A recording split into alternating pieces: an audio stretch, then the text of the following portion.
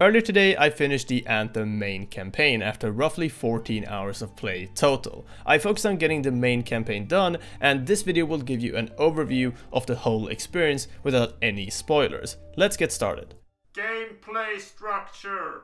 Most open world and MMORPG style games tend to have a particular gameplay structure to them. They usually consist of the following: a main campaign or quest arc for a beginning leveling experience, side quests and other quest lines, collectibles and crafting, dungeons and other encounters such as raids, and endgame with tougher difficulties of previous content, usually for better gear drops and often introducing harder difficulties for those previous dungeons and such. So the story or initial leveling experience typically comes first, and Anthem is no different there. Let's delve into what exactly the campaign, and especially the quests involved in it, have to offer. Keep this gameplay overview in mind for later though. The main hub of Anthem is Fort Tarsus. There are no quests in Fort Tarsus, nor any actual gameplay content here at all though. When you've interacted with characters or other things around the place, you then launch story missions, side quests and dungeons from that launch pad. This is where we run into the first issue with Anthem. Bioware are known for letting players roam their worlds, explore them as they wish and pick up quests along the way.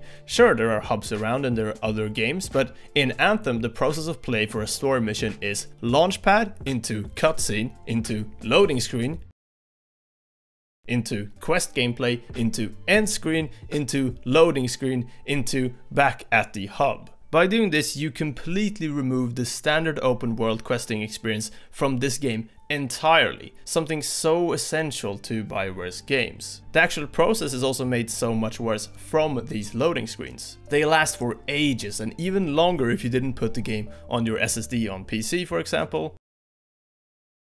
Sometimes so long that the player will spawn over 10 seconds after the other players, and when trying to catch up with the rest of the party, they're brought into another loading screen because they didn't make it in time because they fell behind too far. You can do it!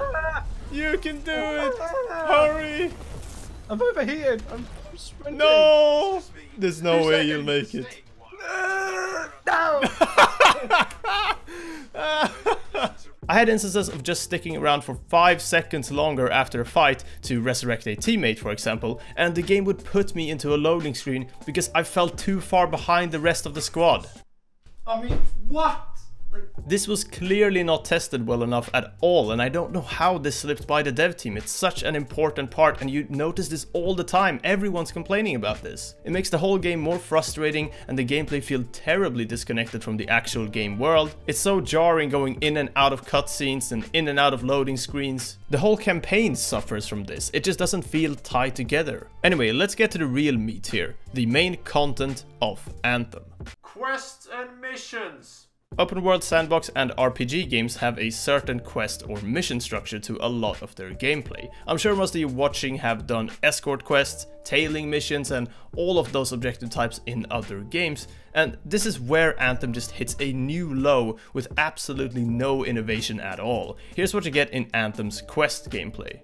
Fetch quest. Collect items around the quest area. Radar fetch quest. Collect items around the quest area, but with this radar to help you find it. Beacon defending. Interact with an object in the world and defend it for 1 to 2 minutes. Kill objectives. Groups of low-level enemies thrown at you. This happens a lot. Sometimes the occasional bigger enemy or mini-boss. And that's it! That's all there is to it. This very modular quest design becomes extremely boring way too quickly and is an incredibly lazy attempt at applying MMORPG style quest objectives to a full campaign. When it comes to story mission content, this is by far one of the most generic gameplay experiences I've ever played through. Nothing really has purpose or consequence, it's all the same. And they try to make this feel different by throwing in cutscenes before missions start to try and tie together a little bit more. But if you just remove all those cutscenes, it's honestly hard to tell the difference between the start and end of the game or any moment in between there. This brings me to my next point, which is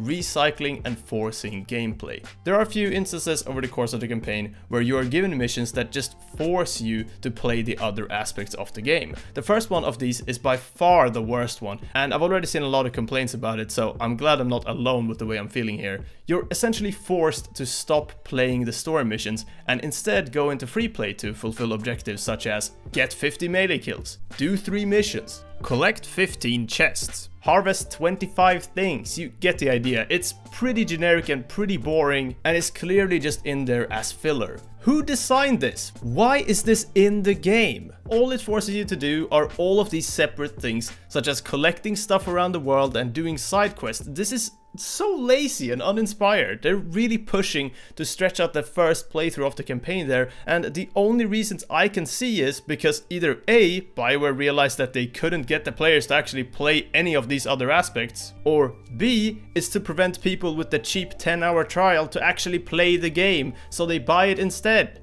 I mentioned this particular quest because alone it made up about 4 hours of my total 14 hours of play. This isn't even the only instance of forcing the player to do free play or side quests instead of actually playing the main missions. If you have to force players to play certain parts of your video game, then maybe those parts just aren't very well designed. Just a thought there, Bioware. Okay, so imagine it like this. You're playing through The Witcher 3, a game you've been hyped about and you're really excited to play, and in the middle of a play session of the story, the game shuts you out from the main story entirely and forces you to play 4 hours of Pong.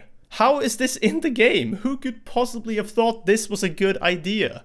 Overall experience. Alright, let's get back to that gameplay structure list that I mentioned earlier though. So, to apply this to Anthem, we need to begin by removing raids entirely. There are currently no raids in the game, and the developers have described strongholds as their middle ground between dungeons and raids. It's also worth noting that these strongholds consist of the exact same objective types as the ones I described earlier, and just have a bullet spongy boss thrown in at the end. I was really sad to see that there was no more complexity there and that there are no raids, because the first raid in Destiny 2 was by far one of the best looter shooter experiences I've ever had. So with that gone, let's look at the main story, side quests and collectibles as well. These don't even deserve to be considered as a separate gameplay experience in Anthem because of just how the story forces you to do a bunch of other things that clearly aren't related to the story. In addition to that, the side quests are honestly near identical to the story missions in their structure, they just don't have that cutscene before the mission begins. The endgame content in Anthem is also just a bunch more of those same generic quests and enemies, but at higher difficulties for better gear. Same goes for the strongholds, and because of this, the only thing differing